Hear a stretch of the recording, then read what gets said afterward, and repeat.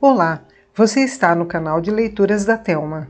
O livro de hoje chama-se Dom Casmurro, de Machado de Assis. Narração, Thelma Schinkerman. Parte 19.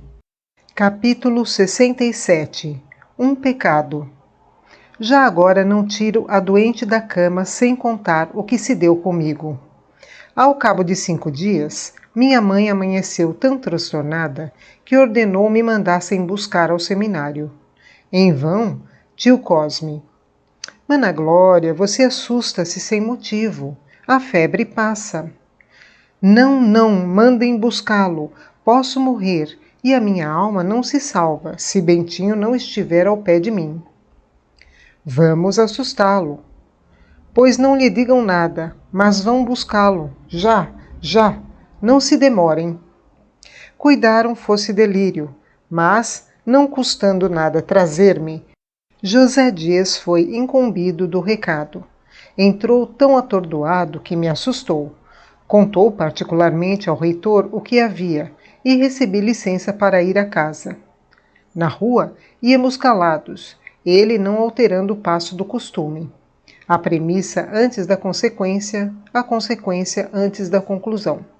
Mas, cabisbaixo e suspirando, eu temendo ler no rosto dele alguma notícia dura e definitiva. Só me falara na doença, como negócio simples.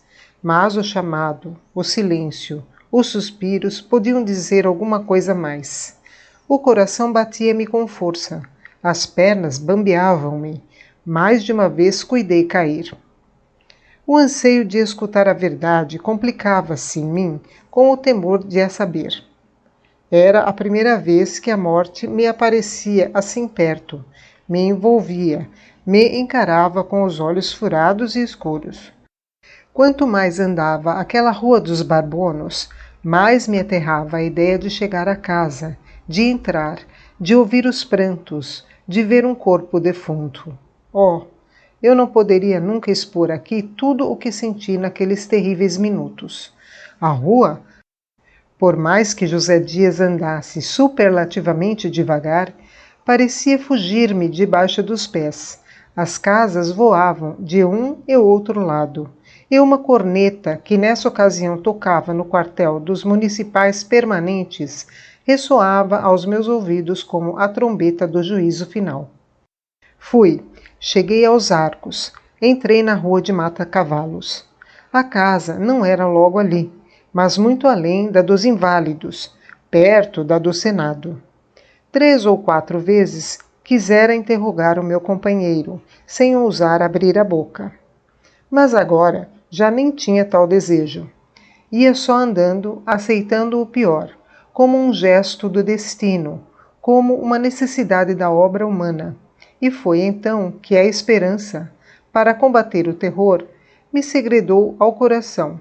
Não essas palavras, pois nada articulou parecido com palavras, mas uma ideia que poderia ser traduzida por elas, abre aspas, mamãe defunta, acaba o seminário, fecha aspas. Leitor, foi um relâmpago. Tão depressa alumiou a noite, como se esvaiu, e a escuridão fez-se mais cerrada, pelo efeito do remorso que me ficou. Foi uma sugestão da luxúria e do egoísmo. A piedade filial desmaiou um instante, com a perspectiva da liberdade certa, pelo desaparecimento da dívida e do devedor.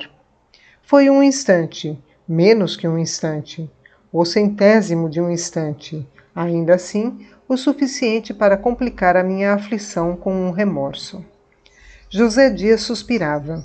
Uma vez olhou para mim tão cheio de pena que me pareceu haver-me adivinhado, e eu quis pedir-lhe que não dissesse nada a ninguém, que eu ia castigar-me, etc. Mas a pena trazia tanto amor que não podia ser pesar do meu pecado. Mas então era sempre a morte de minha mãe. Senti uma angústia grande, um nó na garganta, e não pude mais. Chorei de uma vez. Que é, Bentinho? Mamãe? Não, que ideia é essa? O estado dela é gravíssimo, mas não é mal de morte, e Deus pode tudo.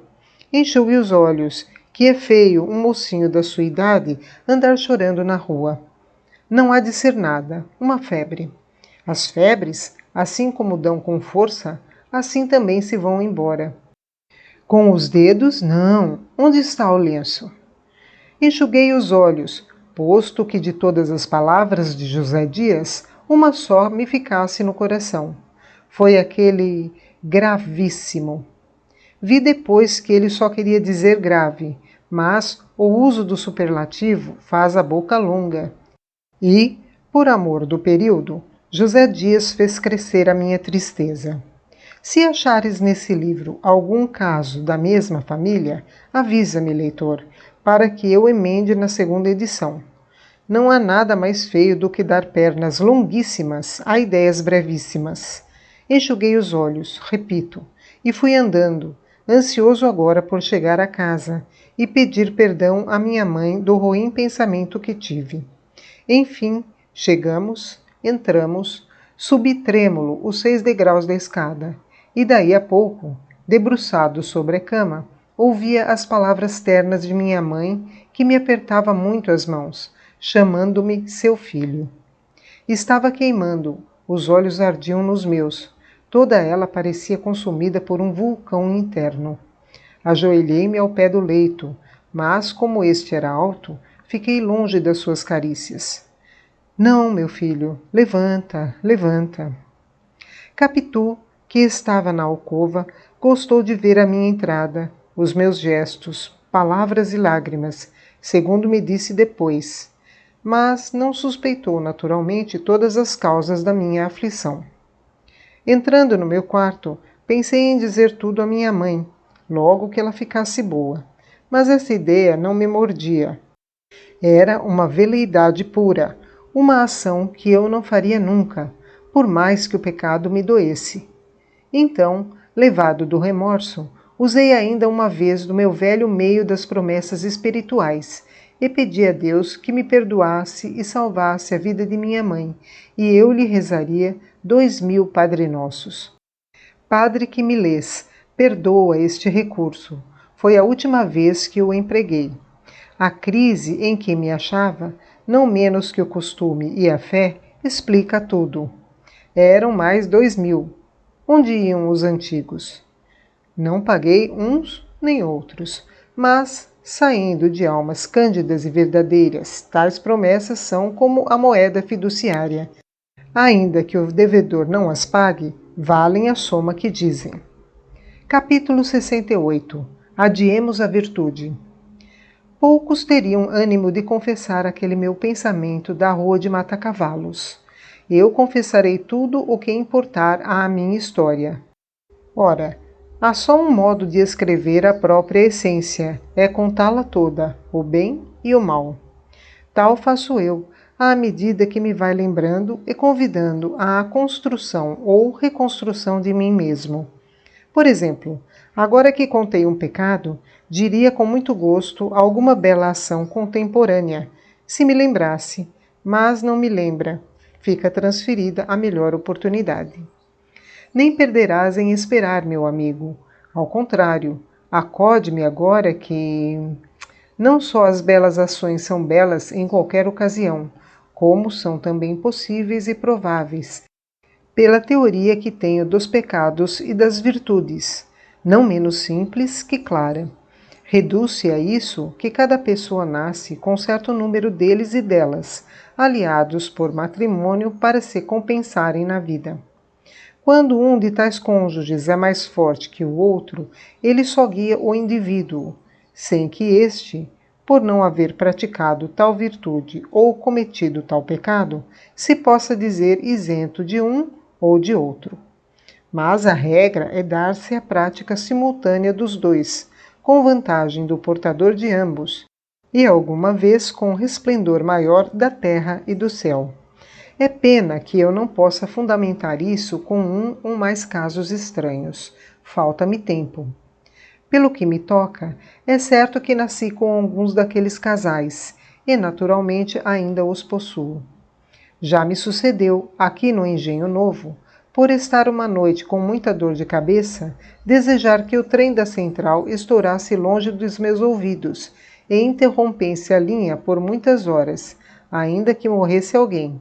E no dia seguinte perdi o trem da mesma estrada, por ter ido dar a minha bengala a um cego que não trazia bordão.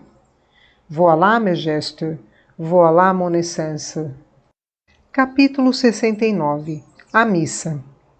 Um dos gestos que melhor aproximem a minha essência foi a devoção com que corri no domingo próximo a ouvir a missa de Santo Antônio dos Pobres.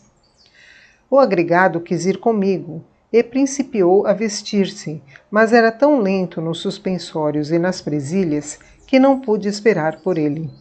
Demais, eu queria estar só. Sentia necessidade de evitar qualquer conversação que me desviasse o pensamento do fim a que ia, e era reconciliar-me com Deus, depois do que se passou no capítulo 68. Nem era só pedir-lhe perdão do pecado, era também agradecer o restabelecimento de minha mãe e, visto que digo tudo, fazê-lo renunciar ao pagamento da minha promessa. Jeová, posto que divino, ou por isso mesmo, é um Rothschild, muito mais humano, e não faz moratórias, perdoa as dívidas integralmente, uma vez que o devedor queira deveras emendar a vida e cortar nas despesas. Ora, eu não queria outra coisa. Dali em diante não faria mais promessas que não pudesse pagar, e pagaria logo as que fizesse. Ouvi missa. Ao levantar a Deus, agradeci a vida e saúde de minha mãe. Depois, pedi perdão do pecado e revelação da dívida, e recebi a bênção final do oficiante como um ato solene de reconciliação.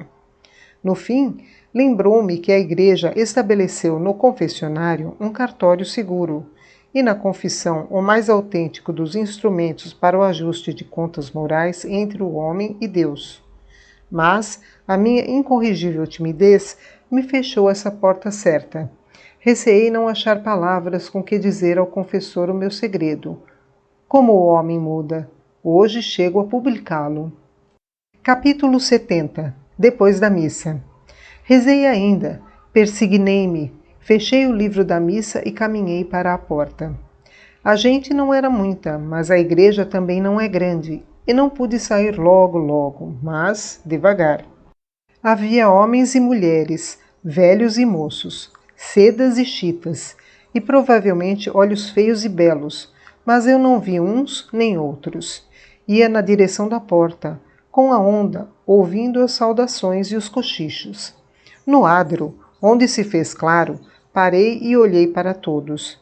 Vi então uma moça e um homem que saíam da igreja e pararam.